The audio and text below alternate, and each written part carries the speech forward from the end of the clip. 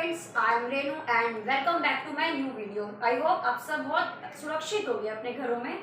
तो गाइज ऐसे जैसे कि आप ये देख रहे हैं, आज व्हाइट बोर्ड पे जो हमारा टॉपिक है वो है वर्ब। इससे पहले मैंने आपको नाउन और प्रोनाउन क्लियर करा दिया है, तो जिसने भी मेरी वो वीडियोस ना देखी हो प्लीज़ आप पहले उसको क्लियर कर लीजिएगा, क्योंकि जैसे कि आप देख रहे हैं हम पार्ट ऑफ स्पीच कर रहे हैं, तो मैं चाहती हूँ स्टेप बाय स्टेप सब क्लियर करते जाएं, तब हम अच्छे से समझ पाते हैं। तो जिसने भी ना देखा प्लीज़ पहले आप उन वीडियो को अच्छे से देख लीजिएगा।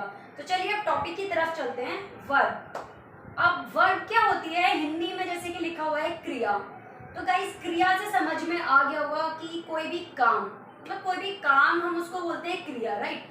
अब गाइस अगर हम बात करें क्रिया की, तो हम सुबह से शाम तक न जाने कितनी क्रिया करते हैं, कितना काम करते हैं, बहुत करते हैं, थक जाते हैं, राइट। तो जैसे कि क्रिया, मैंने ये पेन उठाया, उठाना भी एक काम हो गया ना, मेहनत की है मैंने भाई, ठीक है। तो कोई भी काम हम उसको क्रिया बोलते हैं, जैसे चलना, फिरना, देखना, घूरना और नहाना, सोना, खाना, पीना, रोना, मतलब हर चीज ना क्रिया होती है। मतलब जो भी किसी चीज का करने का एहसास हो रहा है ना, कि किसी में काम हो रहा है, हम उस चीज को बोलते हैं क्रिया, ठीक है गाइस। डेफिनेशन की ओर चलते हैं हम। A verb is a word that express an action, a state of being or possession. हम हमेशा से ये वर्ब सुनते आए हैं ना कि a verb is a word that express an action, मतलब कोई भी काम जिसमें एक्शन हो रहा हो। एग्जाम्पल ले लेते हैं हम लोग कि वर्ब एक्सप्रेस एन एक्शन क्या है, स्टेट ऑफ बीइंग क्या है और पोजीशन क्या है, ठीक है। I walk 200 स्टेप्स डेली, यानी कि मैं 200 स्टेप्स डेली चलती हूँ, ठीक है। मैं काम कर रही हूँ ना, मैं उसमें एक्शन कर रही हूँ ना। एक्शन मीन्स क्या होता है, किसी चीज में मतलब करना कुछ चीज को। तो मैं 200 स्टेप्स चल रही हूँ भाई, मेहनत कर रही हूँ, मैं उसमें कुछ कर रही हूँ, अपना इनपुट डाल रही हूँ, ठीक है। तो वो क्या हो गया, एक्शन हो गया हमारा, वॉक, ठीक है। तो वॉक क्या है हमारा, एक क्रिया है। अब दूसरा एग्जांपल ले लेते हैं, a state of being. State of being का मतलब क्या होता है गाइस, किसी चीज के होने का एहसास, किसी की क्वालिटी का एहसास भी एक क्रिया होता है। कैसे, वो हम एग्जांपल से देख लेते हैं। Angel is a good girl, ठीक है। अब आप बोलेंगे कि इसमें क्या भाई, इसमें तो कोई काम ही नहीं कर रही है एंजल, ये तो बस एक गुड गर्ल है, ये कोई वर्ब हो गया, इसने कोई काम किया है क्या, कोई एक्शन भी नहीं किया। तो एक्शन के अलावा भी ये स्टेट ऑफ बीइंग और पोजीशन भी हमारी वर्ब होती है, क्रिया होती है, ठीक है। तो angel is a good girl, ये एंजल की क्वालिटी को बता रही है ना, इसको होने का एहसास दिला रही है कि एंजल एक गुड गर्ल है। तो स्टेट ऑफ बीइंग, ठीक है guys. Next example, I have a black car. Position, position मतलब किसी चीज का होना भी एक वर्ब कहलाता है। जैसे मेरे पास एक ब्लैक कार है, इससे आप समझ गए होंगे कि भाई कार है, मेरे पास है एक, ठीक है। तो वो पोजीशन की स्टेज में आती है। तो आई होप आप ये वर्ब को बहुत अच्छे से समझ गए होंगे। आप खुद भी घर में देखिएगा कि वर्ब क्या क्या है, सुबह से शाम अपने काम कैलकुलेट करने लग जाइएगा कि मैं क्या क्या सुबह करते हो, ठीक है। तो जो भी आप काम करते हो ना, वो सब वर्ब है। चलिए अब हम इनके टाइप्स को पढ़ लेते हैं। तो अब हम इसके टाइप्स को पढ़ लेते हैं गाइस। जैसे कि पहले पढ़ते हैं दो टाइप्स, ट्रांजिटिव वर्ब और एक होती है इनट्रांजिटिव वर्ब। वर्ब तो आप समझ गए होंगे कि कोई भी काम करने की स्थिति जो समझ में आ रही है हमें, वो होता है हमारा वर्ब, ठीक है। अब जैसे कि आप समझ चुके होंगे कि हर एक में कैटेगरीज वाइज सबको डिवाइड किया जाता है, राइट। जैसे नाउन में, प्रोनाउन में, तो ऐसे वर्ब में भी है सेम। अब आप इस चीज को याद रखिएगा, ठीक है। ट्रांजिटिव वर्ब और इनट्रांजिटिव वर्ब क्या होते हैं। ट्रांजिटिव वर्ब गाइस, कुछ वर्ब ऐसी होती हैं जिसमें हमें ऑब्जेक्ट की जरूरत पड़ती ही पड़ती है, ठीक है। बिना ऑब्जेक्ट के वो वर्ब कंप्लीट नहीं होगी, ठीक है, उसको बोलते हैं ट्रांजिटिव वर्ब। जैसे एग्जांपल ले लेते हैं, जैसे कि मैंने लिखा हुआ है, रटने की जरूरत नहीं है गाइस, मैं इसीलिए आपको हमेशा एग्जांपल्स उसी तरीके के देती हूँ ताकि आपको समझ आ सके।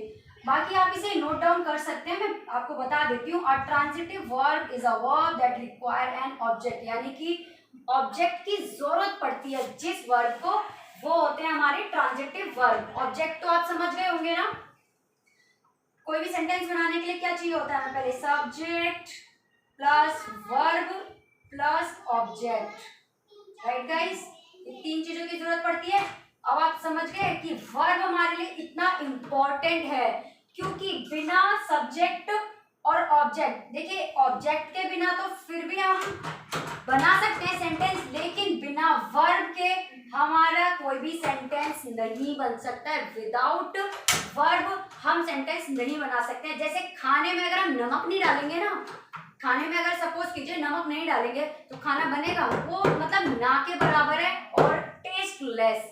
ठीक है, ऐसे ही वर्ब भी हमारा एक खाने में ना अच्छा नमक का काम करता है। ठीक है, अब बात कर लेते हैं जिन ऑब्जेक्ट्स की जरूरत पड़ती है। एग्जाम्पल ले लेते हैं, जैसे राजीव रेजेस, मतलब राजीव रेजेस।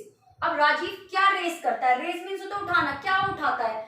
अब कॉन्सेप्ट क्लियर तो नहीं हो रहा ना मैं, तो ये अब इसमें हमें क्या जरूरत पड़ रही है, ऑब्जेक्ट की, ताकि हमें समझ में आए कि वो क्या काम कर रहा है। ठीक है, इसी टाइप्स के वर्ब को हम बोलते हैं ट्रांजिटिव वर्ब। जैसे अगर मैं यहाँ पे कंप्लीट करने के लिए ऑब्जेक्ट लगाती हूँ, राजीव रेजेस हिज हैंड।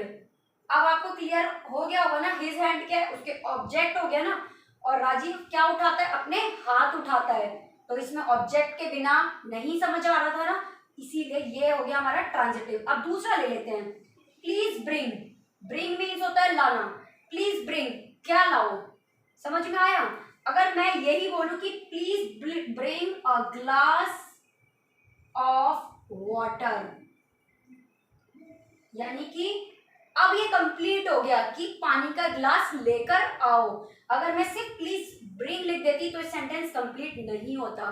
ठीक है, तो अब आप समझ गए होंगे कि जिस सेंटेंसेस में ऑब्जेक्ट की रिक्वायरमेंट पड़ती है, जिस वर्ब को कंप्लीट होने में ऑब्जेक्ट की जरूरत पड़ती है, वो होते हैं हमारे ट्रांजिटिव वर्ब।